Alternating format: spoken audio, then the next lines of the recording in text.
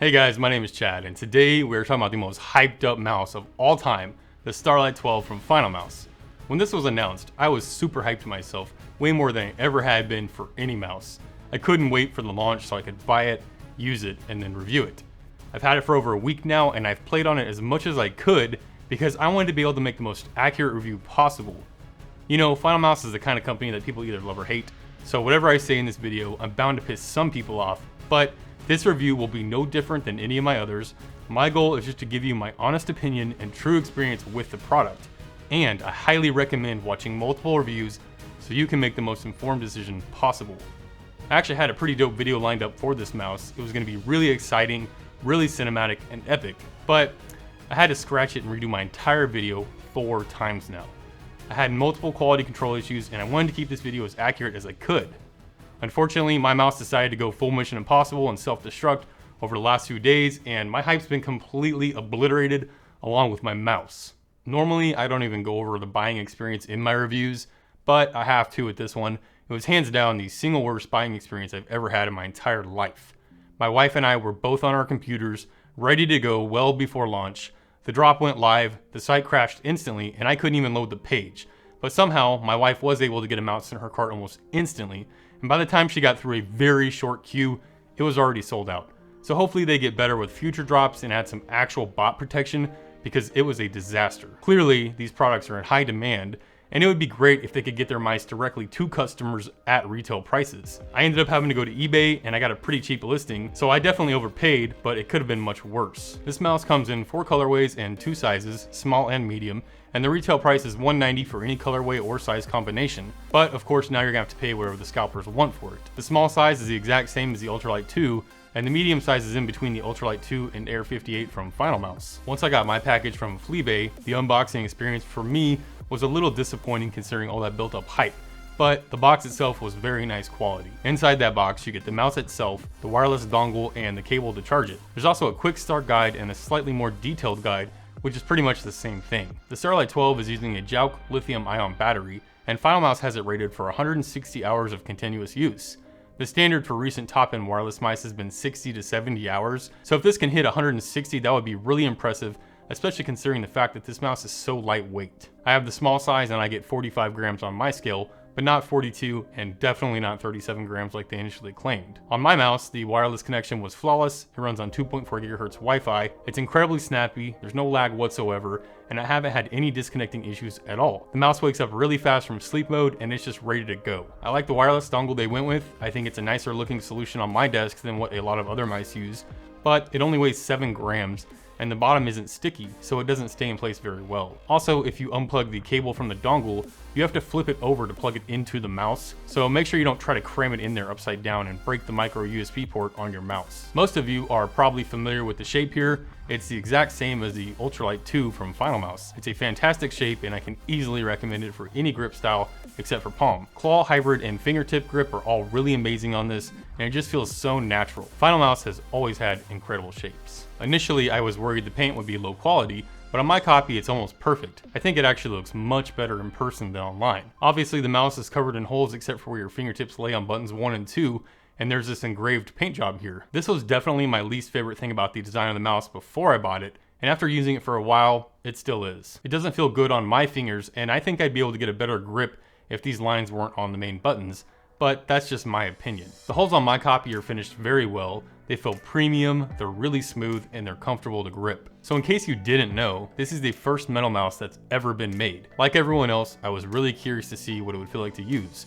For me, the most noticeable difference is that it just feels a little more premium. The metal here is really thin, so it doesn't feel like I have this chunk in my hand. When you wake up in the morning and you hop on the computer, the mouse feels cold at first, and then it slowly warms up throughout the day. Unfortunately, my copy has a very high-pitched ping noise that occurs when setting the mouse down on my pad, which causes my entire mouse to vibrate. If you look on Finalmouse's website, it states that the chassis is made of magnesium alloy, but the base of the mouse is made of ultem, which is just a fancy word for plastic.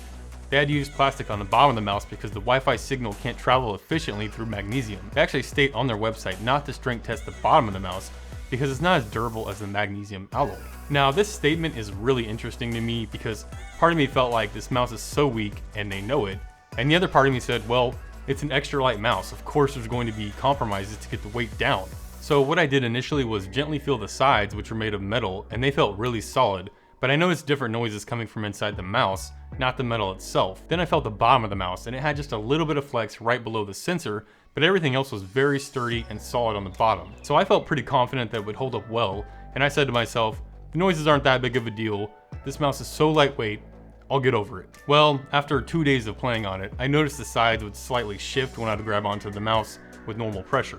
And after a couple more days of normal use, playing Battlefield 4, my copy started creaking with a little bit of flex too. Initially I had some problems with the liftoff distance feeling very low, and once mine started creaking and flexing, it actually got much worse. So it makes me wonder if the liftoff distance issue is directly related to the plastic flexing on the bottom of the mouse where the sensor is. At this point, I can't even use the mouse. I can literally have my mouse touching the pad and it still won't track. It doesn't matter if I swipe quickly or I'm just using the mouse casually, it's definitely not tracking correctly. Out of the box, both buttons had a high level of button wobble, and the left click on my mouse was much harder to press than the right. The right button felt great initially, but had a high level of post travel. With this being such a lightweight mouse, having to apply extra pressure slows my ability to spam clicks, and also affects my aiming with flick shots, or even just using the mouse in Windows.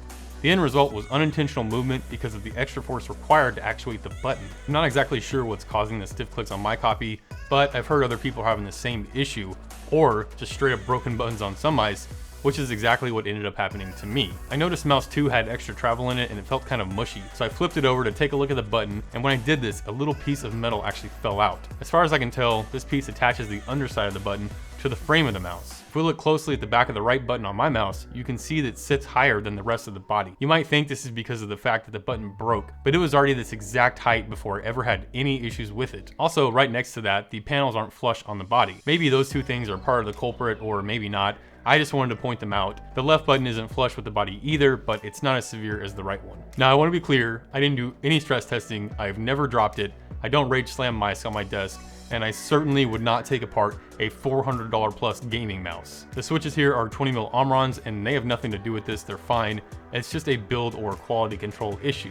Sadly, my left click just keeps going between being mushy and stiff now, which sucks because I have PTSD from the clicks on the Viper Ultimate before Razer updated them. Now I'm getting a little depressed, so let's move on to the scroll wheel.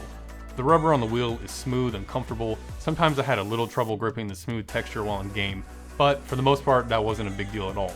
The steps are pretty defined and you can easily use it to weapon swap or bind it to any other functions that you would need precise actions for in game. Pressure to actuate isn't too firm, so spamming it feels very nice. Sadly, the wheel is pretty off center and it looks a little janky. Also, the metal in front of the wheel feels unfinished and sharp when my finger makes contact with it. It's so sharp actually I was able to trim a fingernail with it. The side buttons here are light and crispy, they feel very tactile. I like the shape, size, and placement of them.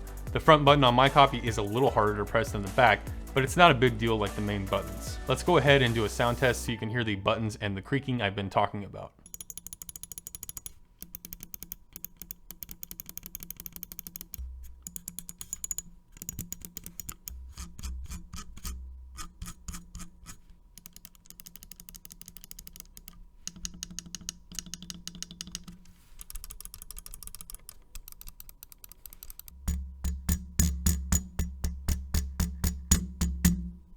Just on the metal here.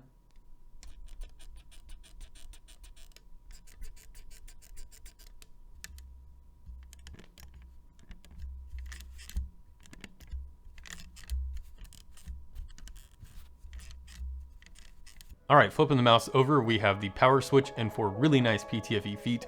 These felt amazing, especially combined with the light weight of the mouse. The glide was incredible, absolutely no complaints at all. I'm not going to go into the details on this sensor because I couldn't find out which one it's actually using, but I can tell you it runs at a 1000 Hz polling rate and it goes up to 20,000 DPI.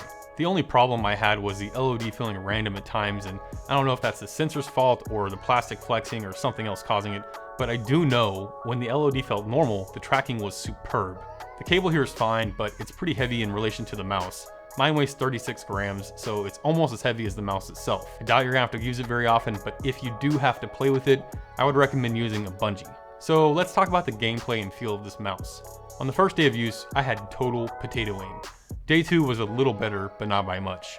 On the third day, I started adjusting to the weight, and I dialed in my sensitivity just right to make for some incredible aim. I was hitting a lot of shots that I usually miss on my main, which is the Viper Mini, and even with the stiff left click, it was pretty crazy. Luckily, the stiff button only affected my flick shots, and I got to feel the full tracking potential of this mouse. Flicking between multiple enemies while keeping mouse 1 pressed down was insane. I could flick this thing all over my huge mouse pad so fast and accurately because of the low weight, great PTFE feet, and wireless technology. A nice little bonus for me was at the end of the day, I had less arm fatigue because of the lower weight. However, there were plenty of times where these stiff clicks got me killed in situations that I would normally win. My target acquisition was just so fast. I would line up on them accurately, then click the stiff button, and it would put me a little off target and I would lose the fight. Or sometimes the button wouldn't even trigger at all and I would just stand there like an idiot while getting owned.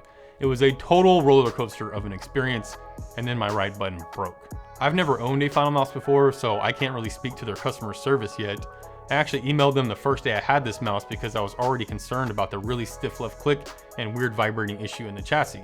They responded the next day stating that they wouldn't be able to get to my problem right now because they were so swamped with the craziness of shipping. They left me instructions for uploading a Dropbox video via email and said they would come back to my email later on when they could finally get to me. Since then, I've obviously had other problems develop, and I've been in contact with them via Twitter, and they assured me they will repair or replace my mouse.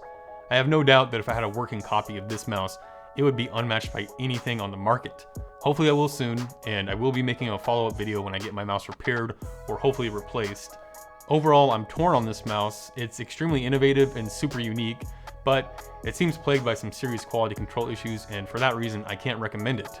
If they were to fix these QC issues on future drops and the mouse was readily available at retail prices, then it would easily go from a can't recommend to a must-have. As it stands, having to deal with these issues on a $200 mouse is bad enough, but when you factor in that this mouse was heavily botted and then scalped for way over retail, and add the fact that you can't just replace it on Amazon or run to your local Best Buy to get it exchanged, it makes for a hard pill to swallow.